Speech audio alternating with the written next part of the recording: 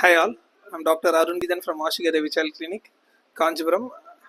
Breastfeeding week la another mother with a good breastfeeding experience. அவங்க கண்டிப்பாக 6 months வரைக்கும் breast feet தான் பண்ணாங்க எனக்கு தெரியும், ஏன்னா அவங்க ரெகுலர் மதர். ஸோ அவங்களோட எக்ஸ்பீரியன்ஸை ஷேர் பண்ணுறாங்க.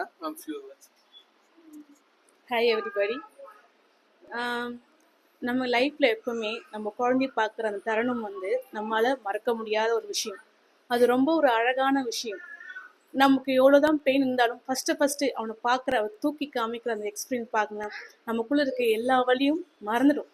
அதே தான் ஃபஸ்ட்டு ஃபீட் பண்ண சொல்லும் அதே எக்ஸ்பீரியன்ஸ். அது நம்மளால சொல்லவும் முடியாது, அது அந்த ஃபீலிங்கை நம்ம உணரணும். அது நமக்கு நிறைய பெயின் இருக்கும். இந்த சி செக்ஷன் ஆப்ரேஷன் பண்ணிட்டு எல்லாம் நிறைய பெயின் இருக்கும். ஆனால் அந்த ஃபஸ்ட் டைம் ஃபீட் பண்ணுற விதம் பார்த்தீங்களா, அதையெல்லாம் மறந்துடும். அது ஒரு அழகான தருணம்.